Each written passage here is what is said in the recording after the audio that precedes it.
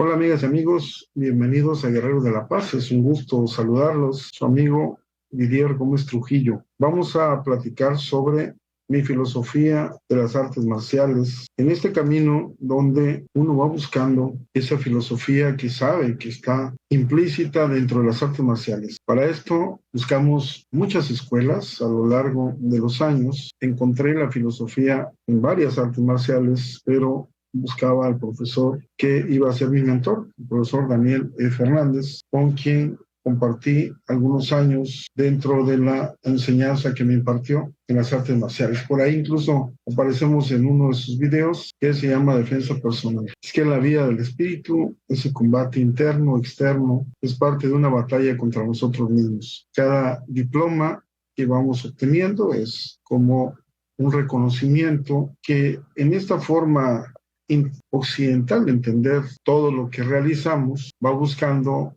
que el estudiante tenga un incentivo para superar, un grado más para superar de acuerdo a ese objetivo que se plantea cuando es cinturón blanca y luego cuando es cinturón amarilla, naranja, verde, azul, morado, café y negra. Entonces, esto es un proceso que por lo menos dura 4 años para que nosotros digamos que estamos aptos para iniciar el verdadero camino de las artes marciales. Porque en la actualidad, la práctica de las artes marciales es ejercicio físico. Falta ese ejercicio de la mente, el ejercicio del espíritu, porque tiene que haber una filosofía profunda que busca a través del espíritu dominar al cuerpo, controlando el pensamiento y la energía para canalizarla hacia un objetivo. Cuando nosotros revisamos filosofía de las artes marciales, tenemos que profundizarnos mucho y buscar también en la filosofía occidental algunos principios, revisar en muchas civilizaciones orientales que tenían un pensamiento bastante avanzado. Por eso, en la práctica de los valores humanos trascendentales y esas virtudes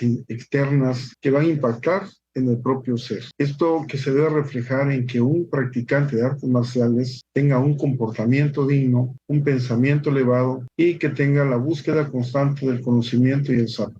Nada que ver con esos profesores que vemos completamente haciendo uso de un conocimiento indebido, que no tienen esa forma de comportarse cuando uno domina algo y se está dominando sobre todo uno mismo. Dentro de la filosofía de las artes marciales vamos a tener muchos conceptos que, como ustedes podrán darse cuenta, pues van a ser analizados a través del método científico, porque cuando hablamos de conceptos, cuando hablamos de definiciones, estamos hablando de que integran algo, esa teoría de las artes marciales, que la teoría sería una serie de conceptos o definiciones interrelacionados entre sí que nos explican algo. Y lo que nos están explicando es esa filosofía de las artes marciales, es esa forma de pensar, de interrogarse y de amar la sabiduría hacia esa parte física que se va a practicar en el perfeccionamiento de la mente y del espíritu. Entonces, en esos conceptos tenemos al ki, a la energía, a la oportunidad, a la atención, al aprendizaje de la técnica, a la condición del cuerpo, al estado de conciencia y el despertar del espíritu, que van a ser desarrolladas en la práctica del arte marcial. Ese ki nosotros lo vamos a tomar con un grito, pero el ki va a estar concentrado abajo del ombligo en una zona que le llamamos jara, que va a ser el punto del equilibrio del cuerpo, va a ser ese centro de gravedad y ahí tendríamos concentrado al ki, ese ki que va a surgir cuando hacemos la expiración. Y en esa pregunta de cómo ser fuerte y sabio y si había alguna vía que permitiera a los seres humanos franquear esos límites de su humanidad, pasar más allá de lo conocido. Esto, en el lado de las artes marciales, se considera que se alcanza cuando podemos realizar cosas que ya no están dentro de los límites de una persona común. Esto en la parte física. Y en la parte de la sabiduría, para los que nos dedicamos también a las ciencias, llegamos a la orilla de donde está lo escrito y lo no escrito, es decir, donde podemos crear conocimiento nuevo. Y por eso es importante el principio del ki y luego el principio del wasa, un arte de maestro a discípulo, Aquí observamos a mi amigo el profesor Arturo Fonseca, a mi sensei o sosai, el profesor Daniel F. Hernández, y con muchos años atrás estamos observándonos cuando nos graduamos de cinturones negros ese día. Estábamos posando para la fotografía del recuerdo. Es a principio del Wasa, del budo japonés, que se va a remontar a la época histórica de los samuráis. Ese poder que está mucho más allá de las fuerzas propias del individuo. Aquí nosotros, dentro de las artes marciales, buscamos gastar esa energía en el momento, gastar esa energía y generar más, no conservar esa energía. Estas artes marciales que consideran ahora como el budo, esto era lo que existía bajo el periodo Tokugama hasta 1865, donde ya el judo proveniente del jiu-jitsu se había fundado en 1862 por el maestro, el sensei Jigoro Kano. Ya estaba el kendo, el arte de la espada, el kyudo, el arte del arco y la flecha, el jiu-jitsu, esa técnica flexible, el bajitsu, el arte de la equitación, el naginata, el arte de la lanza cortante, el kusarigama, arte de la cadena con hoz, el sojitsi, arte de la lanza, el aikijitsi, arte de la armonía, y el karate do con el arte de las manos vacías. En este sojuzgamiento que vivían los campesinos, cuando les quitaron armas y no les permitían tener armas, pues ellos crearon con lo que tenían a la mano para labrar, para hacer agricultura, crearon las artes marciales, y dentro de esto se va a crear el judo por el maestro Jigoro Kano, en este fluir como el agua, en ese movimiento circular, deslizarse como el viento. Y aquí observamos una fotografía de recuerdo cuando se integra el judo en el estado, y dos fotografías mías, una en las grutas de San Cristóbal en Rancho Nuevo y la otra en Zacatecas, en un restaurante muy hermoso cuando estaba en campañas de ortopedia como residente de cuarto año de la especialidad. Tenemos el otro principio, ya hablamos del principio del ki, el principio del wasa, tenemos el principio de la meditación y por supuesto tendremos el principio del do. Ese principio de la meditación, un arte de maestro a maestro. Aquí en la fotografía observamos a dos profesores actuales, a tres. El profesor Roberto Moreno, ingeniero de profesión. Tenemos aquí cuando recibió su grado de Shodan al profesor Ángel David Trujillo Martínez, y de este lado al profesor Edgar Ashley Díaz Martínez, ellos alumnos míos desde muy pequeños. Y aquí, aunque no se alcanza a ver muy bien, tenemos al presidente de la Asociación de Judocas de Chiapas, el profesor Luis Damas, que es fisioterapeuta, Edgar es ingeniero civil, y aquí atrás tenemos al profesor cubano, profesor Olmos, que se encuentra ahora en Monterrey, Nuevo León. En este principio de la meditación, en este arte de maestro a maestro, y aquí, hablando de artes marciales, agrego varios conocimientos de la filosofía occidental. Por supuesto, admirador de Platón, soy admirador de Platón, de Sócrates, de Aristóteles, y tenía que tomar ese mito del carro alado, este mito que se encuentra descrito en la obra de Platón, en uno de los diálogos en Fedor, o del amor, donde el alma es como un caballo, es como un carro de caballos alados y una auriga o un cochero que forman una unidad. Entonces, Platón nos ponía esa alegoría donde el alma es como un carro de caballos alados y un conductor que forman una unidad. Entonces los caballos y los conductores de las almas de los dioses son todos buenos y de excelente linaje, pero los de las otras almas van a estar mezclados. ¿Qué nos refería? Que nuestro conductor, el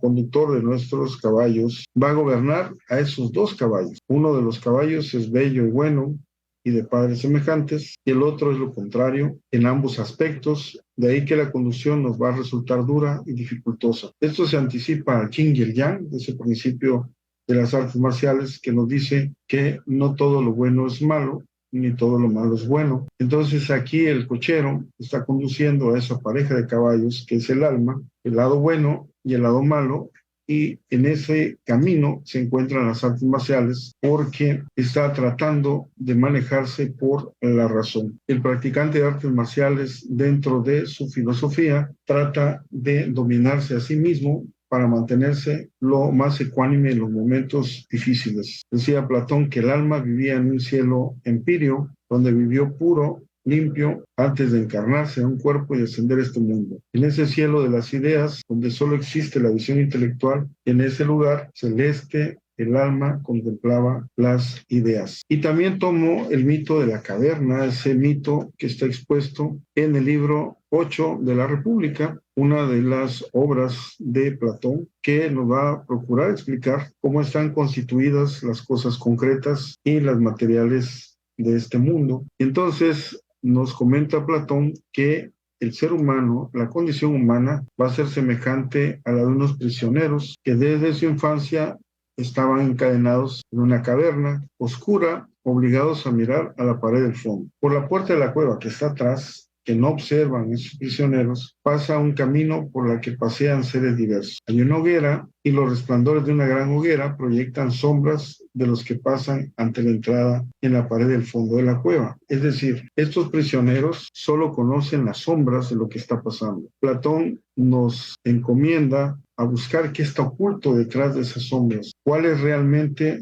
son el verdadero conocimiento. Entonces, como observan aquí, en estas imágenes de esta analogía, aquí tenemos a los prisioneros que están viendo las sombras que para ellos es la realidad, mientras que en la parte de atrás observamos que hay una fogata y hay gente que maneja esas imágenes para que nosotros creamos que eso es la realidad. Por lo tanto, la única realidad que conocen los encadenados son las sombras y no creen que exista otra realidad. ¿Qué es lo que pasa? Que el ser humano, conforme estudia, conforme practica, empieza a darse cuenta que el mundo es otro, que las ideas son otras, y entonces se quita una venda de los ojos. Esto se hace en las artes marciales cuando vamos a través de la práctica física, vamos liberando el espíritu y el conocimiento. La realidad que pasa por el camino frente a la puerta de la cueva son las ideas, y los encadenados serían los hombres que solo conocen las sombras de las ideas. Es decir, no tienen una realidad que realmente sea